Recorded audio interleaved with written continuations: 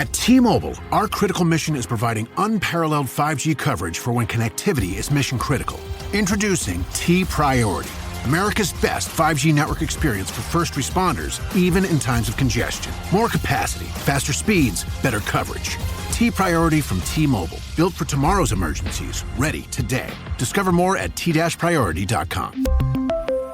For qualifying organizations on eligible rate plans, coverage not available in some areas and may be impacted by emergencies. Support comes from ServiceNow. We're for people doing the creative work they actually want to do. That's why this ad was written and read by a real person and not AI. You know what people don't want to do? Boring, busy work. Now with AI agents built into the ServiceNow platform, you can automate millions of repetitive tasks in every corner of your business, IT, HR, and more, so your people can focus on the work that they want to do. That's putting AI agents to work for people. It's your turn. Visit servicenow.com. I told her, just to be very clear, from the very beginning, I did not blame her for the decisions she made as a single 20-year-old in 1971. Right. I can't imagine being in that position. I do not blame her at all. Where I have issue is the lies that she told for the next 47 years. She had many, many, many opportunities to be truthful. Imagine spitting into a tube, sending off your DNA, and unknowingly turning your life upside down. For me and thousands of others, this is our reality. I'm your host, Alexis Auerselt. In July of 2021, I discovered that I am an NPE, someone who has experienced a non-paternal event. In other words, my biological father isn't who I thought he was. This podcast shares the journeys of people who were shocked by a DNA discovery, mostly through modern DNA testing. We're telling the stories of NPEs, adoptees, and donor-conceived people and their families. This is DNA Surprises. DNA surprises can cause major disruptions to our interpersonal relationships, particularly the bonds we have with our raised parents. But often, what most affects those relationships isn't the surprises themselves, but how people act afterward. In this episode, Stacy shares how she uncovered not one, but 2 NPEs throughout her life. She shares how she's built amazing relationships with her newfound family, and how things have unfortunately deteriorated with her mother. At the very end of this episode, Stacy graciously shared the letter that she wrote her mother in its entirety, and her mother's response. Thank you, Stacy, for sharing your story. My name is Stacy, and I am 50 years old, and I am from Minnesota. My DNA surprise story is kind of twofold. I say that because as a double NPE, I was lied to twice by my mother. So I was raised the oldest of 3 daughters from southern Minnesota. I was born in March of 72. So growing up, my mom's first husband, his name was Pat. It was myself and my sister, and she is 3 years younger than me. They divorced, and my mom remarried to Phil, and we had my youngest sister, and she's 10 years younger than me. When I was about 10 or 11, I found out accidentally through overhearing a conversation about child support that my dad, my mom's first husband, was only paying child support for my middle sister and not me. So I asked, and that's when my mom told me that my dad was not my dad. So my dad, this is Pat. So Pat, you believed was your biological father until you were about 10. Correct. So he's the father of my middle sister, but not me. And she told me who my dad was, who would then become my BCF, my birth certificate father. And his name is Lester. What was your reaction when you found out that Pat wasn't your dad? You know, I remember as, again, a 10 and 11-year-old being devastated. At the time, it was very confusing and I didn't understand. And I asked a lot of questions. I remember asking, well, where is he? Why isn't he here? How come I don't know him? As long as I can remember, and it probably started then, my mom told me he never wanted anything to do with you. Mm. So as I became 12, 13 years old, back then, we looked up a phone book. I knew what town he lived in, which was the small town right next to us. I found his phone number and I would call him and hang up. I'd call, hear his voice, hang up. And it was always really hard on me to think about having a dad who never wanted anything to do with me. It shaped me. It affected me.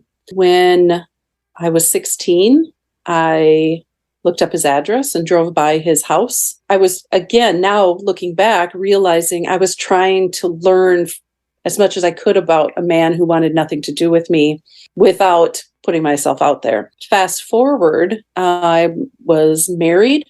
I was in my probably late 30s. Lester, my BCF, owned a small business in our town.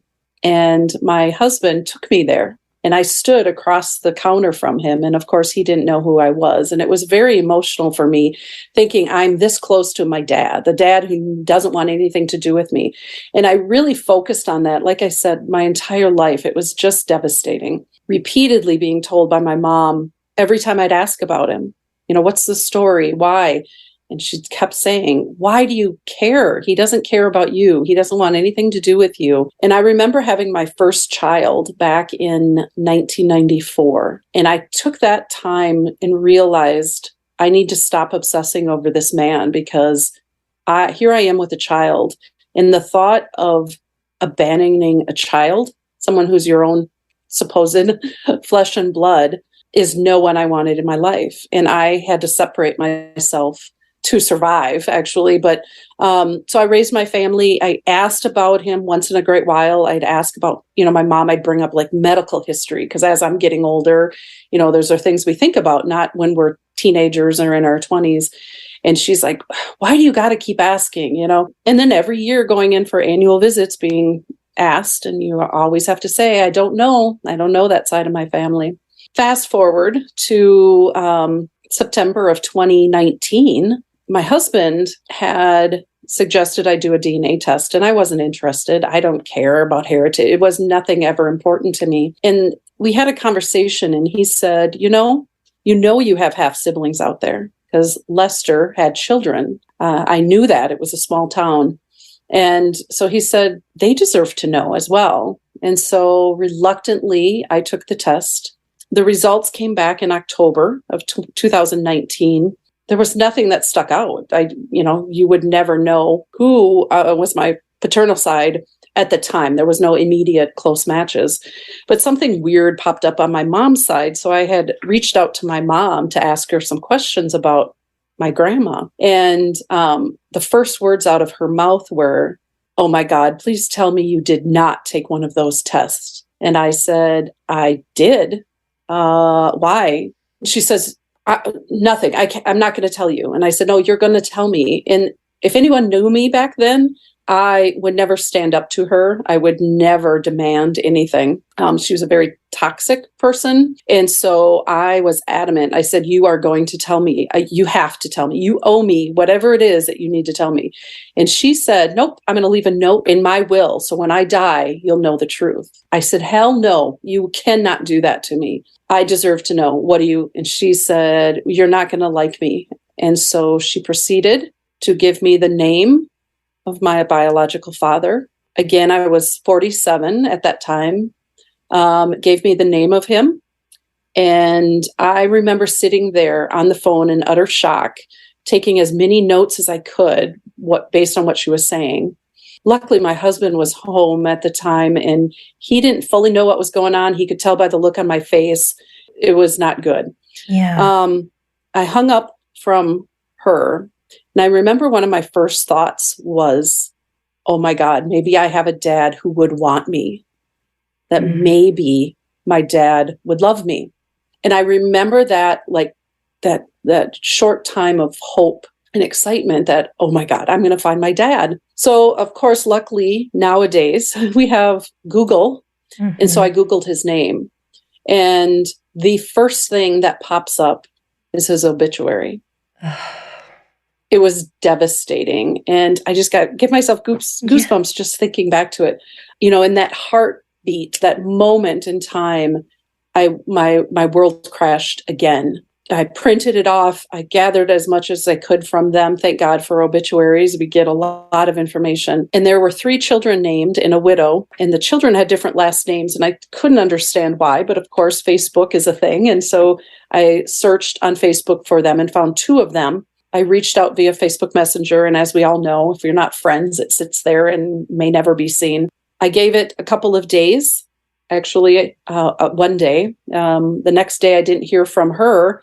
So I messaged one of the brothers. And on the message, how do you send a message to somebody who's potentially, and I said, I know this is going to sound weird, but I believe I am your dad's daughter.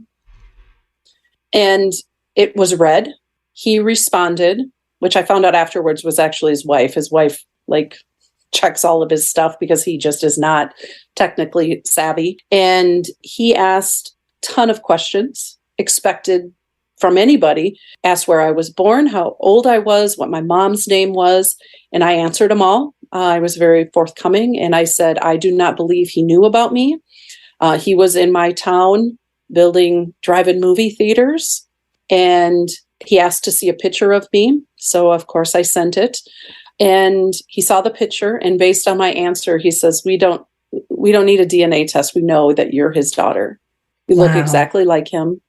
And at that time, he traveled building drive-in movie theaters. I found out that he thought he could never have children. He married a woman with 3 very young children and raised them as his own, hence the different last name. Oh. And the youngest one is a daughter who's born the same year I was.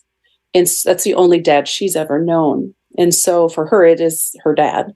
Mm-hmm. I remember reading these texts that we were going back and forth on Messenger. He said to me at one point, he said, I assure you, he did not know about you. Had he known about you, you would have been in our lives. Mm. How did you feel when you read that? I wrote it down in my journal after the fact. And I said, I heard the words I never knew I ever wanted to hear. But at the same time, it's devastating because now I find out I have a dad who would have wanted me, but never had the opportunity to know about me. He passed away in 2007, never having known about me. I struggled a lot. It was like the rug had been taken out from under me, and just in one sense, it's me realizing, in fact, I have a dad who would have loved me.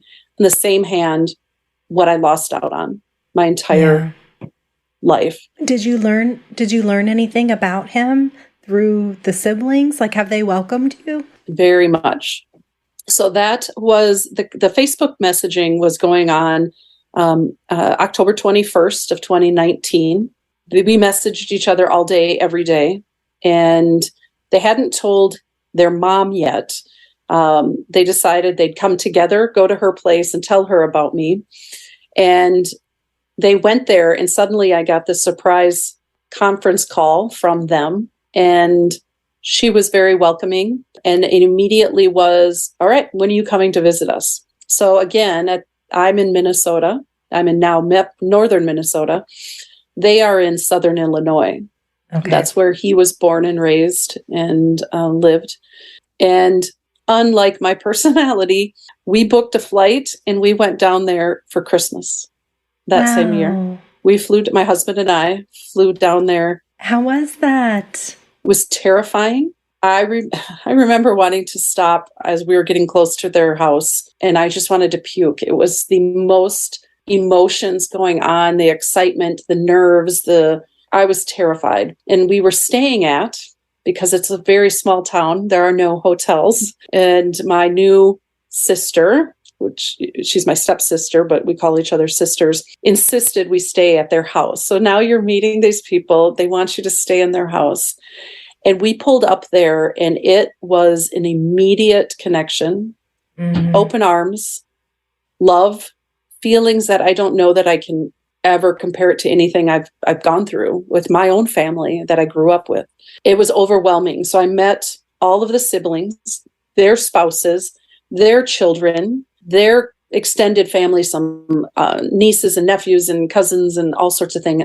I got to see his gravesite, which was extremely emotional. I had made a rock, a stone, engraved stone, and said, "For the father I never knew, but loved just the same, love Stacy." And I brought that to his gravesite, and all of the siblings were there and their kids. And it was a very obviously emotional thing, but the support and the love that these people showed, like I said, instantly was overwhelming. We know that there's a lot of people who do not have that same story. And it helped because I lost so much. And I asked him a ton of questions, and everybody I met, like, "Oh my God, you are Donald's daughter." And I said, I look just like him. And everybody said he would have done anything to have been in your life. And I heard it repeatedly from the siblings, their children who adored their grandfather. I met his wife, his widow. Initially, it was a really awkward time. I really believe she thought I was after something, that I wanted either money, land. I don't know. I have no idea. But she was very reserved and it felt very closed off. Now I can say, fast forward almost 2 years, I was just there last month, unfortunately, for unfortunate events, but she now refers to me as her daughter. She's given me so many mementos of his that I treasure. And it continues. I just got something in the mail over the weekend from her of my dad's. And so it took her a while to trust me, and I understand that, but I'm very fortunate. Fast forward to the beginning of 2020, my paternal cousin. So now this family that I met, again, we are not blood related, and they aren't very close with my dad's, when I say dad, my bio father, my dad's biological family. So it was his sister. He had one sister and her family. They were not close with them. And so there was never any push from them to meet that side. Okay. And so I just took what I could. I took the information and the relationships that I could build. Well, I got a call from my new cousin, and she called and she said, "Yeah, we hear that there's a possibility." And I said, "Yeah." And they're like, "Well, Uncle Don couldn't have children, so, we don't know, more or less, we don't know what we believe or not." And I said, "I completely understand. Here, this is what I would love to do. If I send a DNA test to his sister, my aunt, and I was working with one of her grandsons, I said to the two of you, would you take a DNA test? I'll pay for it. You just need to spit in the tube." And they said, "Yeah, we'll do that." So I sent both of them DNA tests. And as we know, that weight is the worst. And I had to prepare myself because, again, I got this name from my mom. I had nothing in a DNA, any of my records, my matches, my trees. And so I'm nervous, other than everybody telling me I look just like him. I understood the hesitancy. So we waited. The test came in, and I said, all right, if she doesn't want a relationship with me, that's okay. I'm still okay. The results came in, and she's my aunt, and her grandson is, of course, my second cousin. The next day, I got a phone call and said, all right, when are we going to meet you?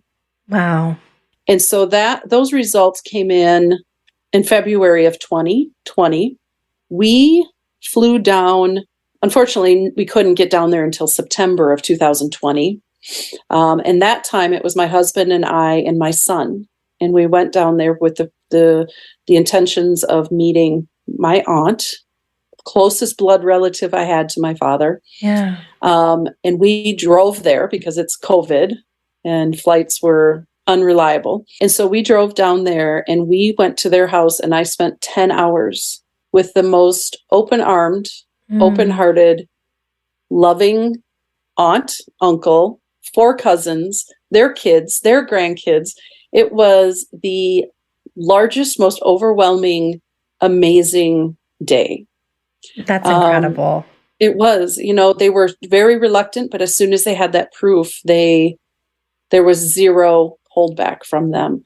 They asked for my story, like details. So I sat down, told them my story, and there's a lot of anger and bitterness from them towards my mom because of what she took away from not only my dad, but from them, what they lost out on. My youngest cousin is 2 years older than me, so there's so much growing up together that we would have missed out on, or we missed out on that we would have had. And the relationships have only grown. It's been amazing. I've been back, I think, 6 times. Wow. I have to fly to St. Louis, rent a car, drive an hour and a half to go to their house. And I've been there, like I said, my daughter who lives in Nashville came up and met everybody. The next time I went down, my aunt started having some medical issues, and that triggered a whole nother emotion for me. Here's this lady who, honestly, the unconditional love, the open arm that I don't know that I had from any of my original family. I wasn't ready to lose her, and it was emotional for me. I called her every other week. We talked on the phone, and then she started going downhill, and I treasured every second I got with her. So the last time I was down there was January of this year, 2022. I went by myself, and I spent a full day taking her to doctor's appointments and testing and talking to her, and just her vulnerability with me was something that, again, I never had with my own original family. And so I don't want to say it completed me because I'm still working on a lot of that. But it made me feel feelings I'd never felt before. Sadly, so last time I saw her was January 4th, August 24th, she passed away. Today, the beverage aisle looks a lot different than it used to. America's beverage companies are working together. We're delivering the options everyone wants. In fact, nearly 60% of beverages Americans buy have zero sugar. You'll find more variety than ever, including more of your favorites, now available with zero sugar. You'll also find more sizes and clear calorie information on the front of every can, bottle, and pack. We know when it comes to finding balance, the more choices, the better. Holiday presents, in the red corner, the undisputed, undefeated Weed Whacker Guy. Champion of hurling grass and pollen everywhere. And in the blue corner, the challenger, extra strength Holiday. Eye drops that work all day to prevent the release of histamines that cause itchy allergy eyes. And the winner by knockout is Holiday. Holiday, bring it on. I'm so sorry. So it really felt like I lost again, Yeah. I lost my dad, who I never had to go through any of that with. It felt like losing such an important part of my life. Yeah. I'm so grateful for the almost 2 years I had with her. The pictures, the stories, everything she shared with me was priceless. The relationships I have with my cousins are priceless. So I flew down there for her funeral, and the family coordinated with me to make sure I could be there in time, or they were going to plan it accordingly. I was listed on the obituary. I was part of the family pre-funeral, all of it. And so it was a very special, hard, horrible event. But I, again, felt like part of the family. And everybody was introducing me as, this is Donald's daughter. And you get a couple looks because they're from a really small town. And they're all looked at me like that side eye, like, Donald's daughter? And they're like, yeah, we can see it. We see it. She's his daughter. And then they follow it up by saying, yeah, he never knew. And they said, that's really sad. And so I did gain a lot by the 2 years I knew her and the relationships I've built since. I'm so sorry for your loss. She sounds like an amazing person.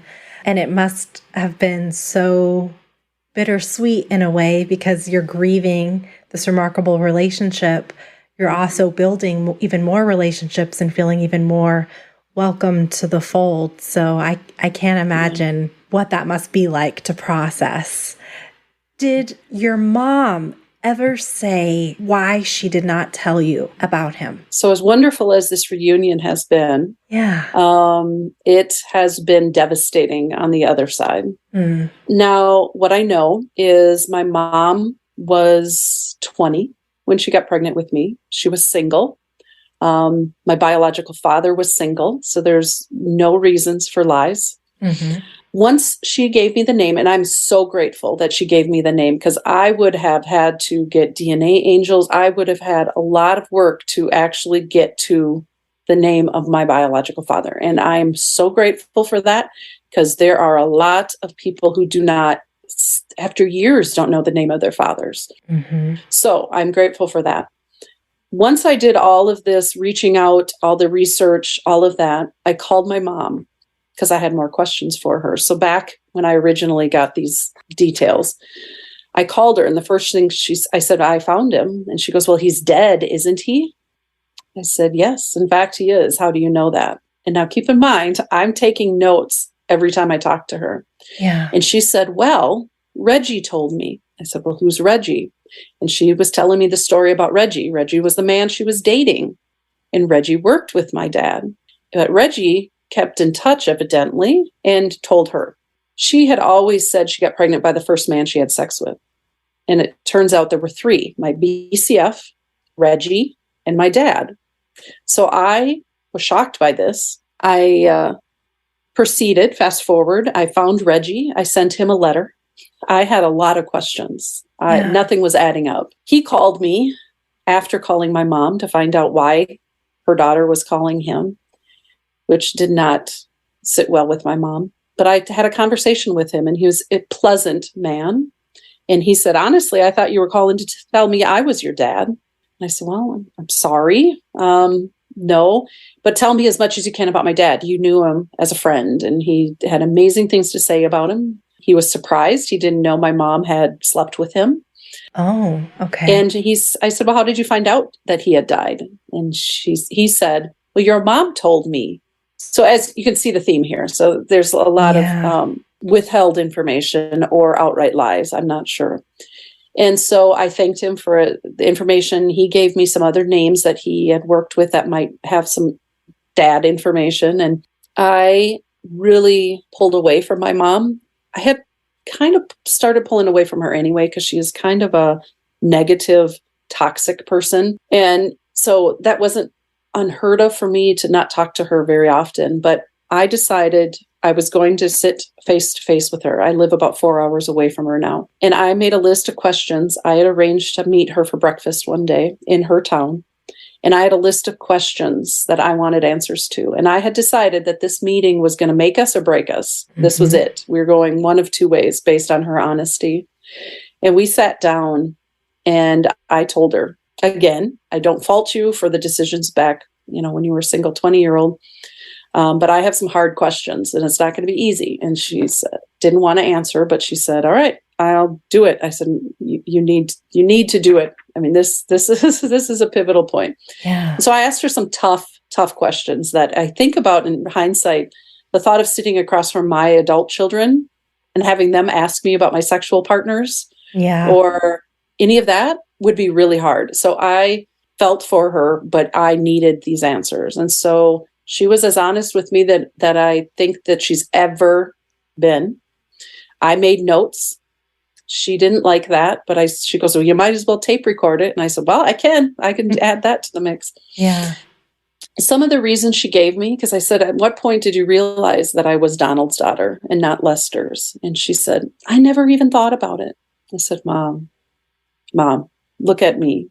Everybody knows that I'm his daughter. I said, did you ever try reaching out to him? She goes, nope, never tried. And I said, help me understand, why? Why did you do this?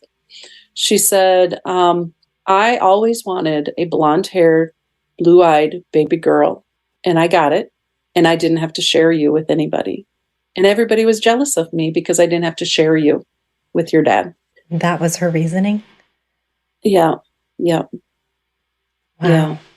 What do you think of that? It told me how sick she was, how selfish she was.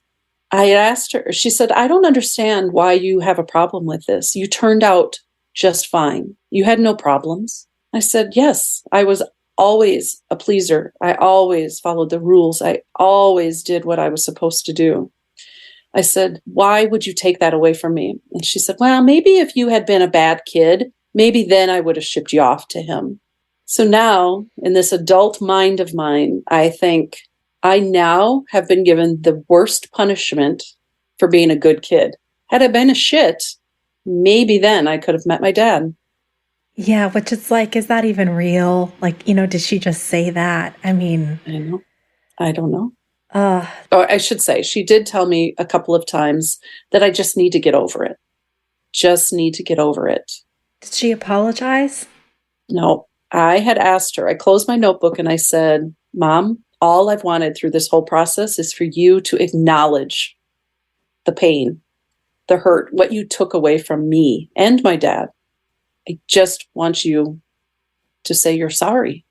She looked at me and I was so hopeful. I expected it. And she says to me, she said, I am sorry you feel that way. Ooh, the most non-apology apology. Mm-hmm. So I knew at that moment I would never get from her what I needed, what I wanted. And that was October of 2020 was my sit down with her. And at this point, I had met all of my family and I knew exactly what I had lost out on. So fast forward 2 months of me trying to navigate all of the feelings, the emotions, the grief, the hatred, the devastation, the whole wheel of emotions. And I reached out to a therapist and I started therapy December 23rd, 2020. And I hadn't been in therapy since I was probably a kid. And so I'm a very non-trusting person. I don't trust people. I don't open up a lot. I was very fortunate in a small town right next door to where I live, out in the middle of nowhere. I found a therapist who specializes in trauma and adoption, which was the closest things I could get to. And I still see her. I was seeing her virtually initially because of COVID. And then as soon as I could get in-house, I went in-house and then we started EMDR. Because what I found out, and not knowing it when I reached out for therapy, is everything that happened triggered a lot of childhood trauma that then was surfacing and it was too much. I couldn't handle anything, any emotion. It was overwhelming for me. And so we did not start talking about my mom issues until probably a year into it because we were dealing with a lot. I mean, she knew the story. She knew my relationship with my mom. But to dig into it, it took us a long time because we were working on all that childhood trauma. Yeah. One of the things she had suggested was to write a letter to my mom and to my dad, even though I never had to send him. I didn't have to do anything just to get it out. I sat down and hand wrote a 7-page letter to my mom. And without hesitation, first draft, I put it in the mail to my mom. What did it say? Can you share any of it or? It was, again, I've always been the good girl. I've always walked on eggshells around her specifically, but around everybody, my sisters, everything. And I wanted her to hear me because every time I would talk to her, she would invalidate my feelings, my emotions, and that's not the way it happened. Well, what about me? I'm the victim, not you. You turned out okay. So I needed to say what I was feeling, knowing she had to hear it because it's written down. And so I preface everything. I'm like, I know this is going to be tough, but I have to say it. I've given you plenty of time to come to me offering any kind of apology, empathy, asking for forgiveness from me, trying to understand what I'm going through, or at the very least, acknowledging what was stolen from me and my dad by your lies for 47 years. And it continues on. And I would not take any responsibility for what she decided. I emphasize that you did this to me. Yes. I've done nothing to deserve this, which thanks to therapy. I mean, these are things that I've had to work really hard on to not carry that burden like it's my fault, that I did something wrong. Asking her if she, not ever once did she think about anybody other than herself. And then I was mad because I have 2 children. What if there was a medical condition that could have been passed to my children? That made me more mad than even myself, because you can mess with me. You messed with me my entire life. You're now messing with the potential of my children. I was livid. And so I more or less was very honest, very angry, and laid out what my expectations were. And I actually said, I'm in therapy. I would highly recommend it for you. And if this is ever going to get better, you will either come to therapy with me, go to therapy on your own, and you will apologize to me for this. We're done. Told her that my life is great in spite of everything you tried doing. And I'm a different person now. And my therapist was shocked that I sent it. But it felt good. It felt like such a heavy weight lifted off of me. And that was mailed on March 30th of 2022. On April 20th, I got a response from my mom via letter, continuing to do the victim. And the first thing she says is, first off, I deeply and sincerely apologize for ruining your life for the last 2.5 years. So she continued to be the victim, and she will not drive here to go to therapy with me. And that was it. But I should also add here, there's 3 sisters. I'm the oldest. My 2 youngest sisters long ago had no relationship with my mother. I was the last one to have a relationship with my mom. And now she has no relationship with any of her children. Wow. For totally unrelated thing. Do you still have a relationship with your sisters? Again, nothing's easy. Right. So that's a complicated answer. At the time of this discovery, my middle sister and I had not had a relationship for over 30 years. She had moved out of the house when she was probably in 6th or 7th grade to live with her dad, my mom's first husband, ex-husband. And my mom was angry, rightfully hurt, cut her off and her ex-husband, which meant I naturally had to dislike them as well, or else I'd pay dearly. So we had no relationship for 30 years. My youngest sister and I had been close, but I had always walked on eggshells around her because she's an opposite personality than me. She's very no filter, says it how it is. We had drifted apart the last 2 years prior to my discovery. And ironically, she had started slowly reaching out. And I had started therapy by that time. And I was open to rekindling our relationship, but under new terms. I was not going to be, I was not going to get walked all over anymore. And I told her my story. She was devastated that she wasn't there for me when it happened. Our new relationship is better than it had ever been. We are in a much different place. Yeah. My sister, I had reached out to her March of 2020. I realized that my relationships that I had cut off were because of my mom, and that wasn't fair. So I had extended an olive branch and reached out to her via Facebook Messenger and said, I'm sure you're confused to hear from me. And we have slowly built up our relationship. And then my stepdad, my mom's second husband, I had also cut him off. So he's my youngest sister's dad. Same thing. I sent out an olive branch to him because I realized I had lost him because of my mom. And we had been fairly close. And we have an amazing relationship. He and his wife and I and my husband have gotten together multiple times. They've come and spent a weekend at our house.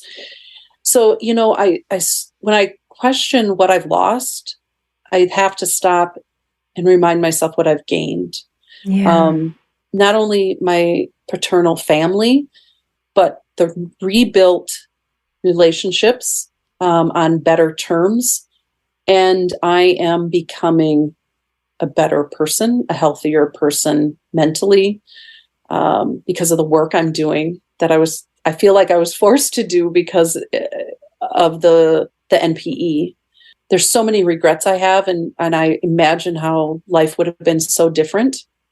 And I wished I'd had my dad. That's all any little girl wants, is to have their dad in their life. Knowing what an amazing dad he was and he would have been to me changes me, and I miss it, and it breaks my heart. But at the same time, I remind myself I wouldn't have the children I have. I wouldn't have my husband. I would be a different person, good, bad, or otherwise, but I do not regret my children, and I wouldn't give up my husband. Yeah. So it's such this constant emotional pull, the grieving something you didn't have, almost fantasizing about how amazing it would have been had it been, especially from a girl who didn't have her BCF in her life ever. Never. Yeah. So kind of going back to that, did you continue to have a relationship with the first person that you thought was your father, Pat, or was he just gone after? Okay. He was gone. So when my sister moved in with him, there was zero contact after that. Okay. And I regret that now, because if I could rebuild that relationship, I would. But unfortunately, he passed away a couple of years ago. Okay. And my sister told me, my middle sister had told me, he always said he always loved you, even though we had no relationship. And that breaks my heart, because I had it. I could have had it if my mom would have allowed it. Right. And you were also just a was child. taken. Yeah. And then Yeah. Lester, you never spoke to. I've never spoken to him. At the same time that I wrote my mom the 7-page letter, I wrote him about a 4-page letter and mailed it to him. And it was kind of a comical letter, because I said, I don't know you. You know about me, but I want you to know, congratulations, you are not the father. And shame on you for abandoning who you thought or didn't think was your kid. Your name was on the birth. I pretty much called him out, also at the same time apologizing. And I said, anything you ever paid my mom, you certainly should go after her and get it back, because you are not the father. And I would love to hear your side of the story, but if not, have a great life.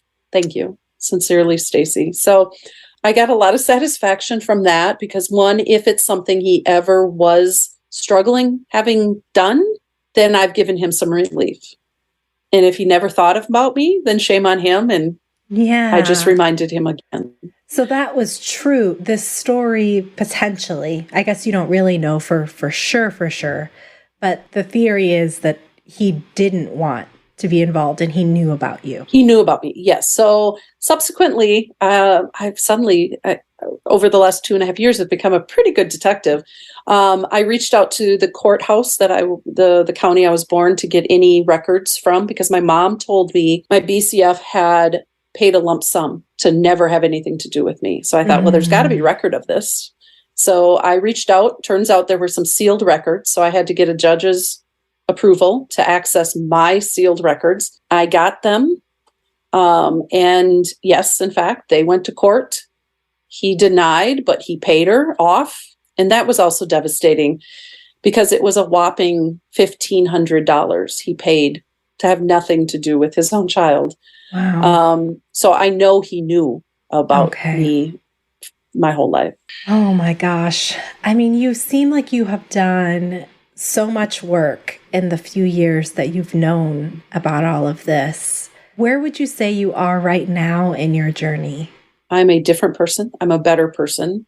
I'm a more authentic person, thanks to therapy, thanks to our Togetherness Heals group, thanks to retreat. I've met some lifelong friends that I communicate with daily, to not feel alone and not to feel strange having emotions that just will come out of nowhere. But it's also hardened me a little bit. So, you watch movies, you hear acquaintances talk about this happy marriage and these kids and these this and these that. And I believe everybody lies. Everybody has secrets, and do not believe anything that sadly, that our parents or that generation have said.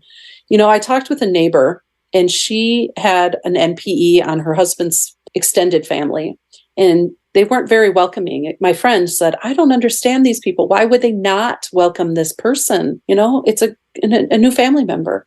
And she said, if my husband had a child who showed up at the door, I'd welcome them. I said, okay, how many years have you been married? 25 years. I said, what if a 22-year-old walked up and knocked on the door?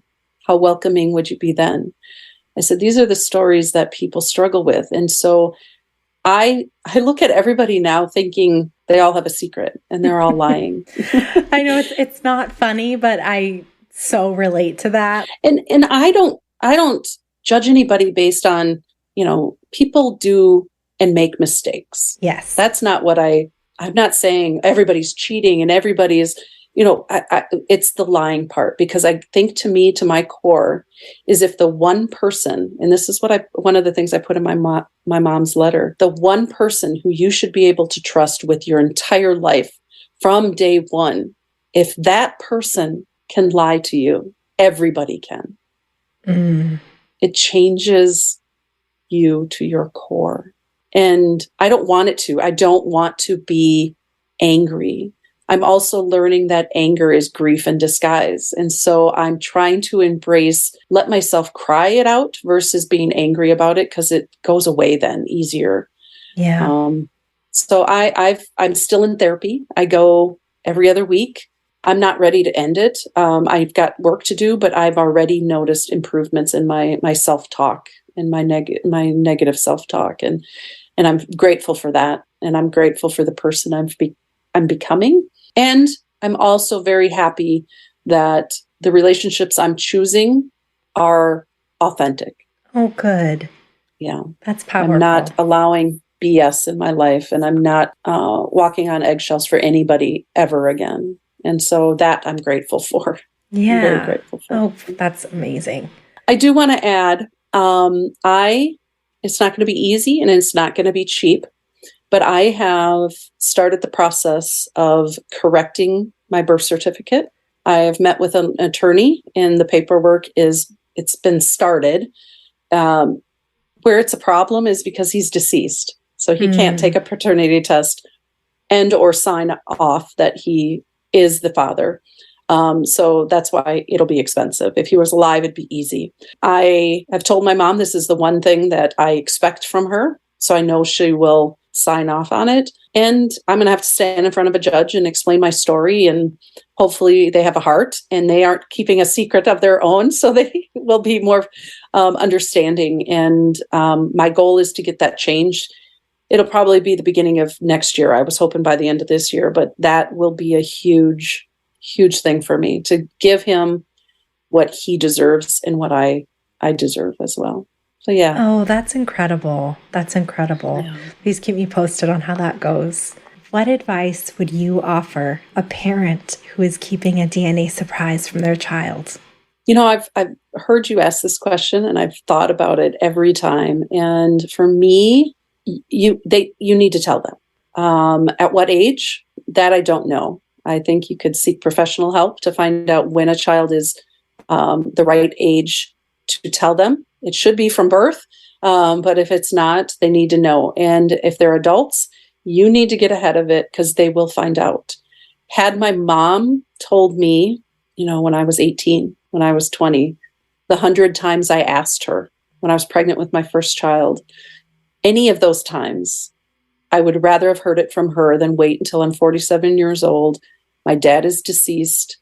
I don't have that opportunity. And that's when as the mother, you need to put your child first in this case, because we all have the right to know the truth. And in some cases, the biological fathers have the right to know. A lot of them don't ever get that chance, and they need to know. They have the right to know.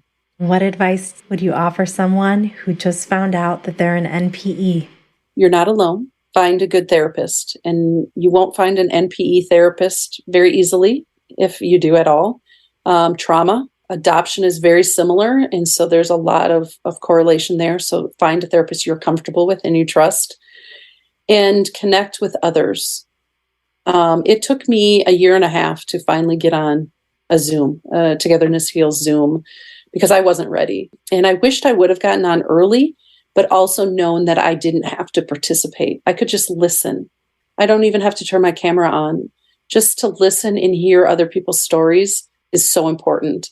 I also sought out every podcast episode I could listen to. I couldn't get enough information. And I think to know you're not alone is the biggest piece, and to surround yourself with that support. I'm fortunate that my husband has been supportive since day one. My adult children are amazing, and I have a small group of friends that have been there. And so if you don't have that, because I know a lot of people don't, you can find it outside of that. And you are not a bad person because of it. It's not our burden to carry. Well, Stacy, thank you so much for coming on the podcast and sharing your double NPE story. I cannot imagine all that you've been through. I'm kind of going through it twice in a way, but I'm so happy that things are going well with your newfound family and your raised family, that you're reestablishing some of those relationships. And I hope that it continues to go positively for you. This episode is brought to you by Peacock. The new Peacock original documentary, Matthew Perry, A Hollywood Tragedy, dives deep into the beloved actor's rise to fame and his tragic death. 5 people, including Perry's personal assistant, 2 medical doctors, and an alleged Hollywood drug dealer known as the Ketamine Queen, were charged with conspiracy to illegally provide Perry with the ketamine. Explore the details of the case in this heartbreaking special, streaming now only on Peacock. Este episodio es presentado por Honda. Descubra la nueva Honda Passport Trail Sport Todoterreno, la Passport más todoterreno que Honda haya imaginado jamás. Esta Passport cuenta con mayor altura al suelo, barras de techo en todas sus versiones y neumáticas especialmente diseñados para cualquier terreno. Además, disfruta todos tus viajes con el control de clima de 3 zonas, techo panorámico y opciones como asientos delanteros con calefacción y ventilación. Conoce más en honda.com/passport. Thank you. Thank you very much. I appreciate what you do, and you're a huge asset to the community as well. Thank you. Thanks again to Stacy for sharing her story. If you have a DNA surprise story that you'd like to share, please email dnasurprises@gmail.com. And now, Stacy's letter. March 30th, 2022. Mom, so I decided to write you a letter after almost 2.5 years of trying to navigate my new story regarding my true identity. I feel like I've given you plenty of time to come to me, offering any kind of apology, empathy, asking for forgiveness from me, trying to understand what I'm going through, or at the very least acknowledging what was stolen from me and my dad by your lies for 47 years. Yet you've not once reached out asking how I'm doing, if I want to talk any more about it, or if I have any additional questions. Nothing. The lack of any of these speaks volumes to me, not about me, but about who you are. You did this to me. I've done nothing to you to deserve this or to cause this. And the fact that the first place you went with or after revealing this lie was how you felt, how it made you look, how others might think about you, shows that the lie was about you, for you, and because of you. Did you ever think about how this might affect your innocent daughter even once? Or what you stole from an innocent father who thought he could never have children of his own? I'd love to know the answers to these questions. These last 2.5 years have been life-changing for me. One of the biggest things is going my whole life being told by you and feeling that my dad never wanted anything to do with you, to finding out my true dad would have done anything to have been in my life had he ever been given the knowledge, the truth. How could you have knowingly lied to me my whole life about such a major thing? Intentionally telling your own daughter that she wasn't even worthy of her own dad's love, knowing the whole time my BCF wasn't my father. Never giving my dad or I the chance.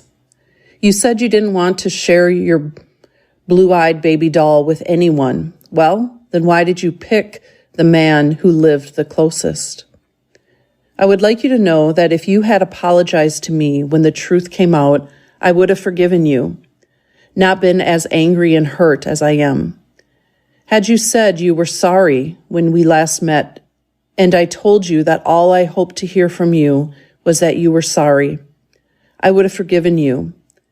But you couldn't even apologize when I asked for it. That speaks volumes. I told you multiple times that I'm not angry at you for the decisions you made as a young 21-year-old in 1972. Times were different then. You did the best you thought you could at that time.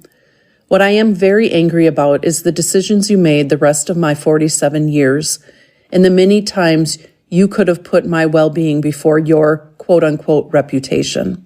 You could have told the truth when I found out your first husband wasn't my dad, by accident and painfully, at 10 or 11. You could have told me any of the many times I brought my BCF up. Of course, when your second husband adopted me. When I got married, knowing I was going to have babies for medical purposes, but not once did you put my or my grandchildren's lives before yourself. I was your firstborn. You were the one person in this world I should have been able to trust with my life. The one person in this world who I should never have had to worry about betraying me. Yet, you betrayed me in the worst way. I have trust issues, always have, and now there is no wondering why. My mom betrayed me to my core, affecting my self-worth, self-esteem, trust, and security. I was robbed of an amazing dad. My dad was robbed of having his own flesh and blood daughter. You had no right to take that from both of us. I've known for years that you had your faults, as we all do, and I recognized how different of a mother, wife, friend I wanted to be to those that mean the most to me. And I am very different than you. It wasn't easy, but I was motivated to do better. And I did. I would never, ever do to my kids what you did to me. We all make mistakes and could do things better, differently, and I do. I wasn't perfect, and I will continue to, but kids will never know the pain I have. I have always wanted better for my kids than I had or what I did. You never wanted that for your kids. You wanted to be the savior, the rescuer, and hated when anyone, including your daughters, did good, were successful, were happy, or God forbid, were loved by anyone fully. Mom, you have 3 daughters that you have no relationship with, yet you don't even try. You make zero effort. How is that possible? That blows my mind. And there's only one common denominator, you. I would move heaven and earth for my children and would never settle for no relationship. I'd schedule visits when it worked for them, prioritize time with them over everything else. But that's me and one example of how different we are and of what I learned from you to do different. One of many things that stuck out to me from our last sit down was you kept telling me to, quote unquote, get over it regarding my dad. I will never get over losing, being robbed of something that was so selfishly taken from me. Yet you continued to repeatedly blame your parents for every damn thing, not only that conversation, but for your whole life. Stop being a victim. We all have choices, and playing victim isn't healthy, mentally or physically, and is the easy way out of taking responsibility for your own selfish actions. You can do better. Therapy is a great place to start if you truly want to be and do better. I've been in therapy for the last year, and I'm working on a lot of things, which include healthy boundaries and self-worth. The trauma is deep, but I am not now, ever have been, or ever will play victim. I am a victim of being robbed of my loving dad that I deserved, but hanging on to that anger will only continue to damage me, and I won't do that. If there is ever a time for you to express anything, it's now. If you ever want to potentially build anything with me, you are welcome to come to a session or more with me.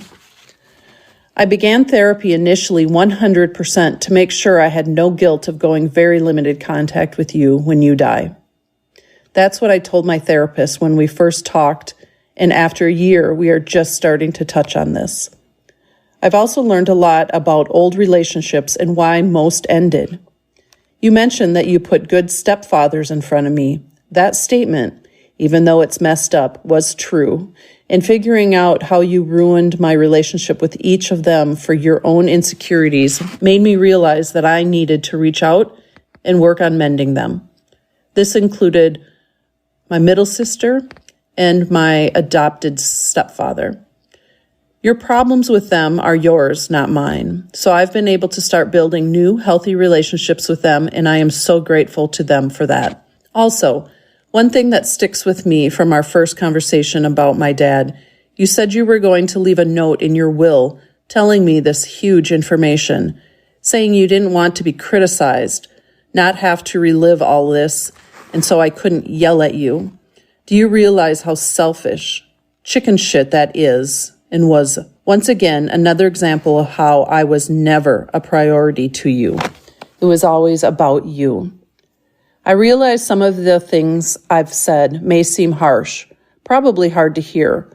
However, they are my truths, and as much as I needed to share them, I needed you to hear them. Now it's up to you how we move forward from here. What or how you respond is completely up to you. I will say that if there is any chance that you want to try and mend anything between us, I need you to acknowledge my hurt, the pain this caused me, and take responsibility for what you destroyed. My life is great. I have an amazing and supportive husband and awesome, strong, and independent children. I am fortunate and I am loved. In the last 2.5 years, I've grown, changed, and learned a lot about not only myself, but others.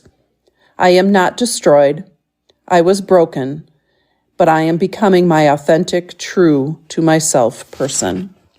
Stacy. Again, that was March 30th of 22.